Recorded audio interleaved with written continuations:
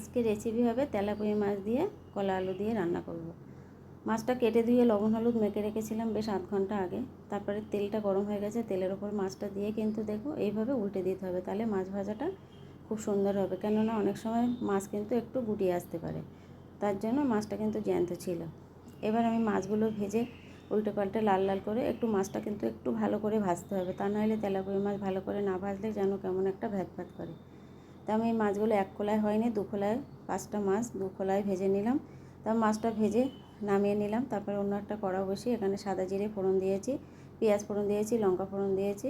ফোড়নটা হয়ে গেলে কেটে রাখা আলু কলাটা তুলে দেবো। আলু কলাটা কিন্তু একটু হলুদ জলে ভালো করে ধুয়ে এখানে লবণ আর হলুদ দিয়ে বেশ ভালো করে ভেজে নেব। যতটা ভালো ভাজা হবে রান্নাটা কিন্তু ততটাই ভালো হবে। বেশ ভালো করে ভেজে নেওয়া হয়ে গেছে। এবার এখানে আমি জলটা অ্যাড করব। আর একটা বাটা মশলা করে নিয়েছি, আদা জিরে আর শুকনো লঙ্কা, কাঁচা লঙ্কা কিছু দিয়েছি আর শুকনো লঙ্কাও কিছুটা দিয়েছি। কলার তরকারিতে একটু কিন্তু মরিচ দিতেই হবে, তা নাহলে কিন্তু খেতে ভালো হবে না। এবার ঢাকা চাপা দিয়ে বেশ কিছু সময় রান্না করে নেব। রান্না করে নিয়ে আমি এবার একটু ফিরে এসেছি, আলু কলাটা কিন্তু সিদ্ধ হয়ে গেছে। এখানে আমি মাছগুলো তুলে দেবো। আর মাছগুলো তুলে দেওয়ার পরে আবার বেশ একটু কিছু সময় ফুটিয়ে নিতে হবে। মাছটা একটু ঝোলের মধ্যে না ফুটিয়ে গেলে কিন্তু তরকারিটা খেতেও ভালো লাগবে না, মাছটাও খেতে ভালো লাগবে না। তাই যখন মাছটা আমি বেশ কিছু সময় দিয়ে ফুটিয়ে নিয়েছি, এই যে দেখো এবার কিন্তু একটা মায়া এসে গেছে তরকারির মধ্যে। এই যে বাতাসা ফুট নিয়েছে, মানে নামানোর টাইম হয়ে গেছে।